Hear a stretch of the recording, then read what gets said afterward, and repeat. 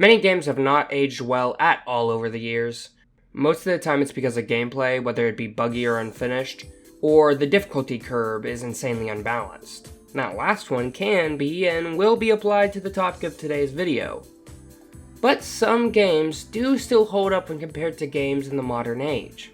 And some hold up even when compared to some of the best art of all time. One of those games is Metal Gear Solid 2, Sons of the Patriots. The story behind this game and what it was attempting to present to its original player base is very interesting. Despite it being an all-time classic nowadays, back when it was released, not many people were fans of Metal Gear Solid 2. It was incredibly controversial for plenty of reasons that still plague the gaming community to this day, and the industry. What its legacy says about gamers and artificial intelligence is insanely reflective of the current landscape. So what is Metal Gear Solid 2 even about? Let me give a quick recap.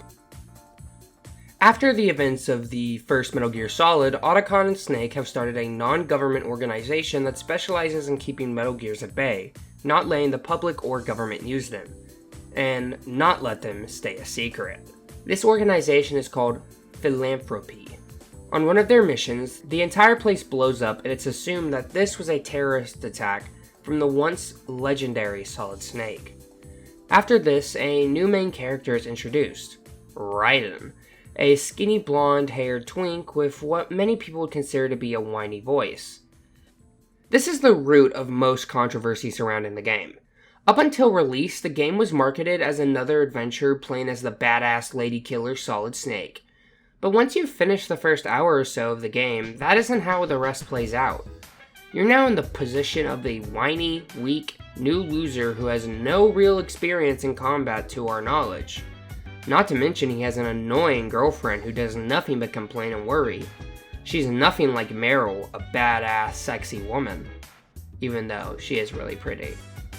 This pissed gamers off, for plenty of reasons. The most obvious reason being that they felt lied to, not getting the experience they wanted. But the second reason they were mad is that, truth be told, gamers are a bit homophobic? We'll get into that later though. After a couple encounters with a bisexual vampire, a Russian woman, Ocelot, who is now controlled by Liquid Snake, Solid Snake, and Otacon, the final confrontation between Raiden and the main antagonist Solidus goes down. Solidus is one of the 3 clones of Big Boss. And once finished, Snake gives a beautiful speech about passing on genes. The game ends with Otacon discovering that the secret group controlling everything, the Sons of the Patriots, are being run by people who have been dead for decades. And this leads into the rest of Metal Gear. That is a very quick, to the point, and simple synopsis of MGS's 2 story, but the game has been covered to death so much that I don't wish to just make this into another recap video with very little commentary on the actual themes of the game. I don't want to just state the obvious. Now, let's get to the real meat and bones of today's video. As I explained in my recap, one of the reasons that the game was so controversial at launch was because of the plot twist that instead of playing as the legendary Solid Snake, you were now playing as the twinky, frail, and weak Raiden. And he's not just frail either. He's fucking gay!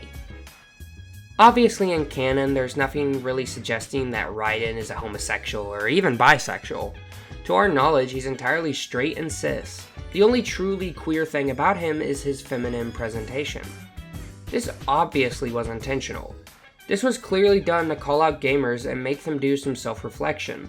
Not necessarily make them reconsider their sexuality, but what they think of themselves and the overall queer community.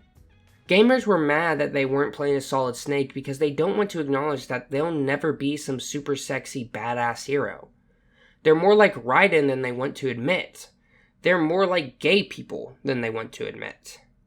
That's even more apparent when at the start of the game, Raiden is given the codename Snake, even though he's nothing like him. That's because it's all a fantasy. He's never going to be like Snake. That's made even more apparent when at the end of the game it's revealed that Raiden was not only the adopted son of the main antagonist Solidus, but also a child soldier. Gamers and Raiden have a past, and instead of embracing that and being their own person, they instead indulge themselves in this fantasy of being a badass super soldier fighting for justice.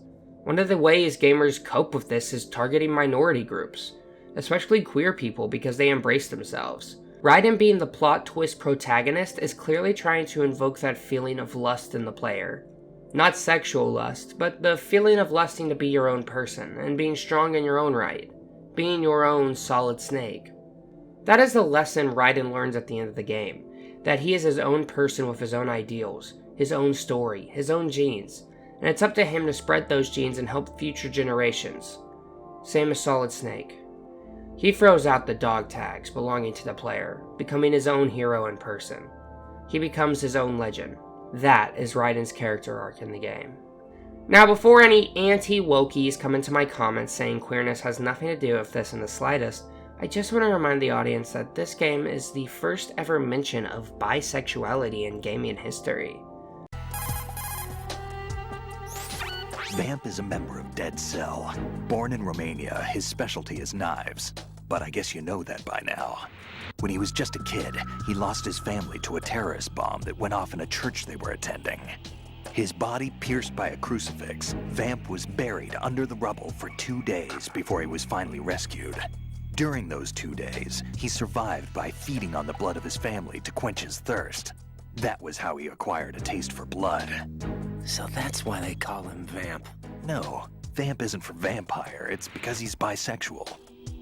Rumor has it, Vamp was the lover of Scott Dolph, the Marine Commandant who accidentally died 2 years ago. Scott Dolph was also the father of Fortune, the Dead Cell leader. Fortune's old man? But Fortune and Vamp? You noticed, eh? Not bad for a rookie. Right. As you say, Vamp and Fortune are very close. Not lovers, but very close. Friends? No, there's more to their relationship than that. But Vamp was her father's lover. Would it have been better if it was with her mother? Well, I don't really think they care what you think. Focus on the mission. And the right to express yourself is considered political. Metal Gear is and has always been political.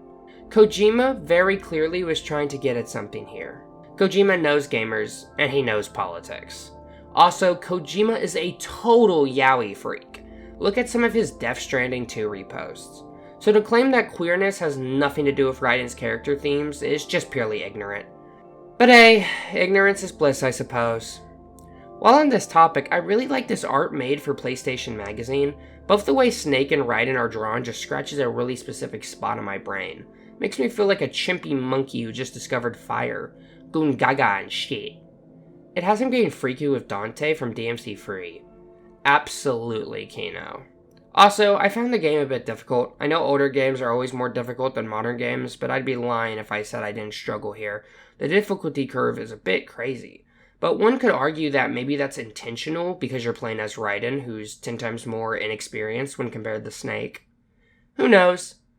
Who cares? I care. It's a really cool thing to think about. Oh, MGS2 and its themes of AI. What is there to say that hasn't already been said? You've all seen the stupid meme, the 4chan, you know Kojima predicted this image from The Sopranos. You've all seen the best scene in gaming history video. You've seen it all. But it makes sense. Metal Gear Solid 2 and the world of Metal Gear becomes more and more accurate as the days go on. It's slowly but surely pulling its feet out of the fiction genre and quickly dipping them into the historical fiction river. I'm betting by 2030, 2040, it'll just be full on diving in, swimming in that big old fucking genre pool. Whether it be the genuine freakouts going on with Gronk, the amount of AI being used by the Conservative Party to spread misinformation and advertise, rob people of jobs, or just the increase of horrible fake news being made using the stuff. I've been really trying to think of something new and original to talk about when it comes to the topic, but honestly, I'm still just drawing blanks. Honestly, that's really scary. The fact that this sci-fi cosmic horror idea is slowly becoming a reality absolutely is horrifying. How close are we to the world that Hideo Kojima created? How close are we to being fully under control without even knowing it? Maybe we already are. It's such a frightening idea. Mr. Kojima, you've done it again. Now I'm proud of myself. Technically, That idea hasn't been discussed much on YouTube. Yeah, people obviously talk about how scary the concept is and how eerie the scene is, but they say that from a past perspective. One in which the events and themes of Metal Gear Solid 2, while possible, were still fictional. Now they're practically real. Ha! I win, YouTube. I had an original idea. That was a really horrible reading for me. I'm so sorry. That sounded so fucking Reddit pilled. I'm so sorry. Metal Gear Solid 2 is an all-time masterpiece. A perfect piece of art. Obviously it has its issues here and there, but that makes it perfect. What it brings to the table, both politically and gameplay-wise, is just absolutely fantastic in every way. It's a game I truly adore, and the ending of it really hits me. I quote it all the time when I'm going through a rough patch or feel as if nothing I do matters. It's such a beautiful work of art that I genuinely think everyone should play. It's a game that can impact anyone at any time. I love Metal Gear Solid 2, Sons of the Patriots. Thank you all for watching this video. I really do appreciate it, and I'm thankful for you sticking till the end. Make sure to like and subscribe, check out my music and webcomic, and you, I want you to finish up your current project. Everyone is excited to see it. Everybody is. We just can't wait to see it. If you make something cool, at me on Twitter. I may not retweet it or like the tweet, but I will do my best to watch it. Hell, I might even retweet or like it. I know that sounds very self-centered of me, but I really do want other people's art to succeed. I want it to get the recognition it deserves. Thank you for watching this video, and take care.